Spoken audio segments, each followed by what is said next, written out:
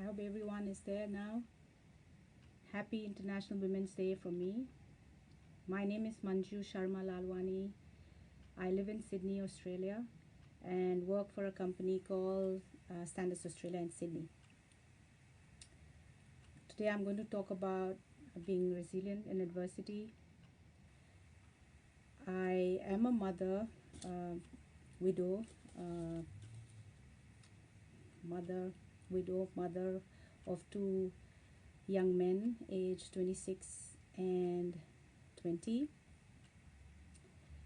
My surrounding while I was growing up probably shaped me for what I am today, the resilience.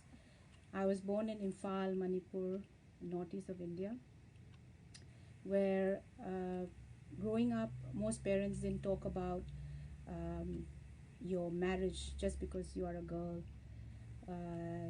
They emphasize more on education or becoming something in life, having an identity, a career. And this was uh, happening in every family. And my own mother was a school teacher and also a captain in the National Cadet Corps, which is NCC, and which meant she worked 6.5 days a week and still was raising the four of us. My parents' forward thinking obviously aligned with what was happening in Manipur, where everyone was in the workforce. My dadi, who was my paternal grandmother, had a business selling Manipuri traditional wear in a market, women's market, which was called Ima Kaitel, which I believe is the largest women's market in Asia, where only women are allowed to sell. After my dadi, my mom inherited that market or that business, and today in her 80s as a retired school teacher, she still continues the legacy and still sells Manipuri traditional wear. If you have read my story in Saki online, my journey was not easy, especially when we moved to New Zealand from India in 1999. It was my decision to move to New Zealand, but my husband supported me 100% and never complained or blame me for the struggle we had to face in New Zealand, especially when we didn't get jobs and money was running out. He supported me 100%, and we struggled, of course. I was working as an executive assistant in Bombay, Mumbai, but in New Zealand it was very hard to find a white collar job, and maybe because Indian experience was not of much value then in 1999, I had to take up a job as a cleaner, cleaning toilets at the Westfield Mall, which was okay. I was quite happy to find a job because by then I had sold all my jewelry, and we had finished all the money we brought from India. So we just needed money to pay rent and put food on the table. My husband also took long to find a job, but in any case, one thing we had even then was a very positive attitude and knowing that everything will be fine, having faith that it'll all be fine. And we laughed a lot. We never came and complained about our life. We just went on, um, you know, like, okay, we can do this kind of attitude.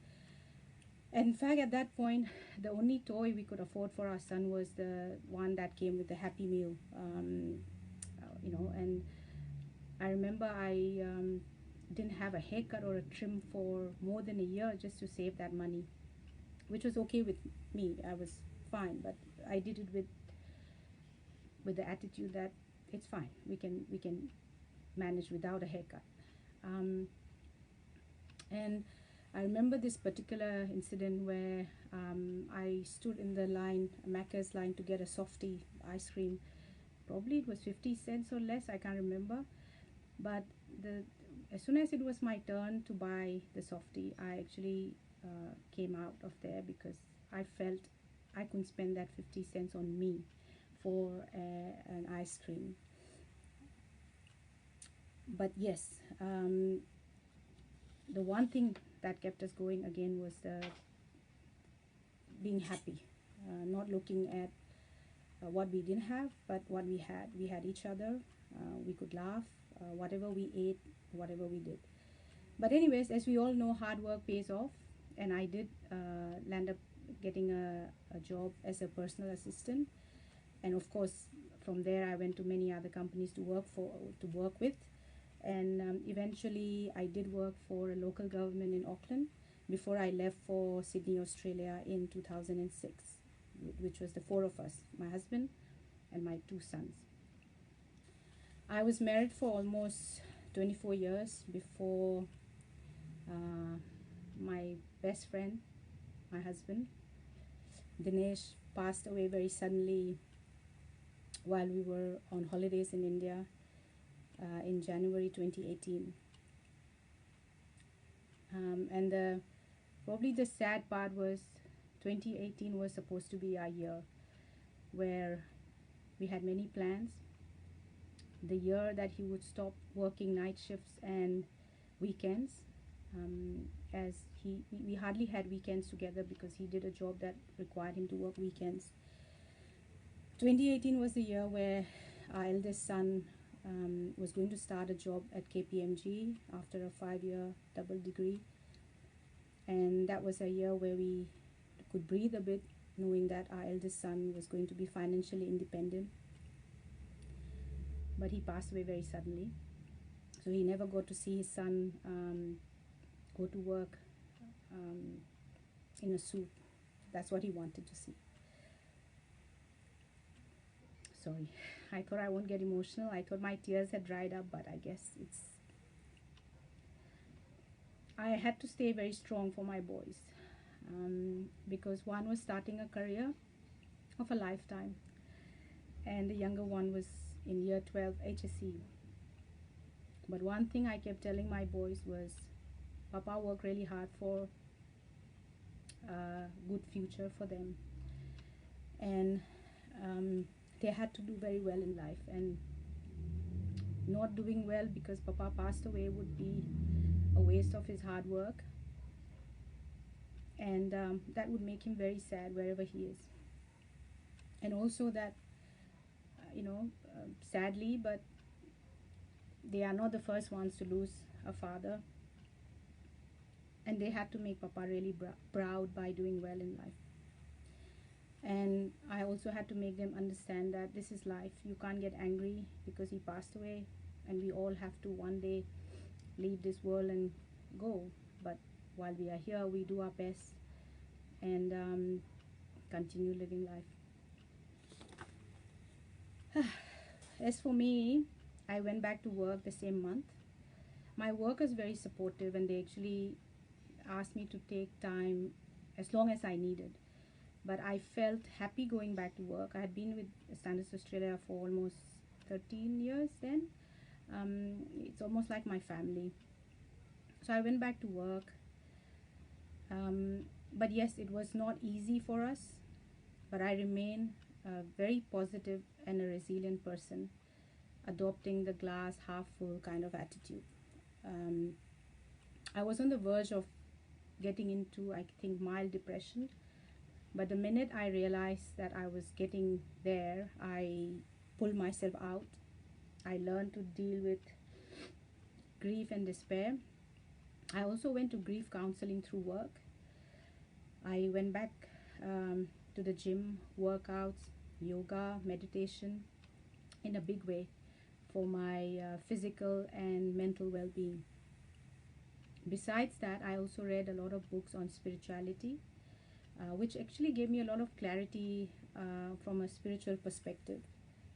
Many people may not believe, but I was a believer in the spiritual world more than being religious. I'm more spiritual.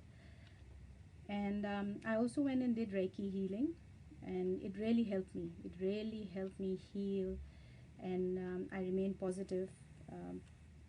And so much so that I took up a Reiki healing course online recently, and I am now a certified level 1 2 Reiki healer.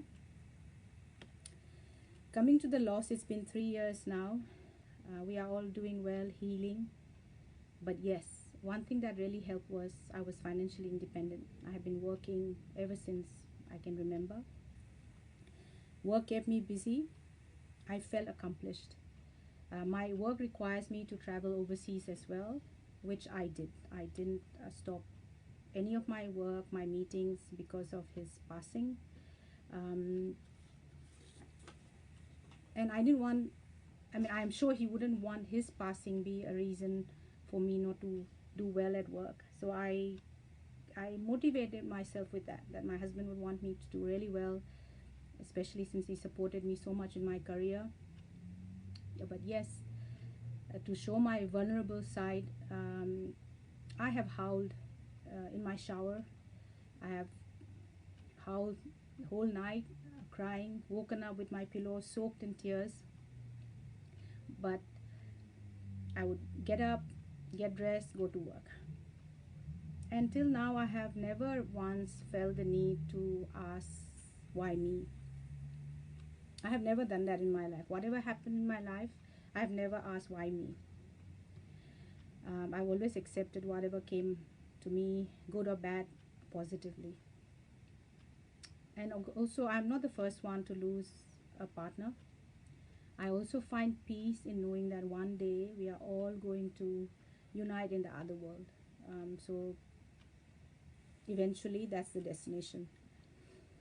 I'm also blessed. I work in a very supportive workplace and have loving friends at work and outside work who continue to brighten my days with flowers and hugs and messages and drinks and dinners. And you know who you are. Thank you so much. I would have never been here smiling, talking about my story now without all those people from all over the world, here in Australia, everyone. Thank you.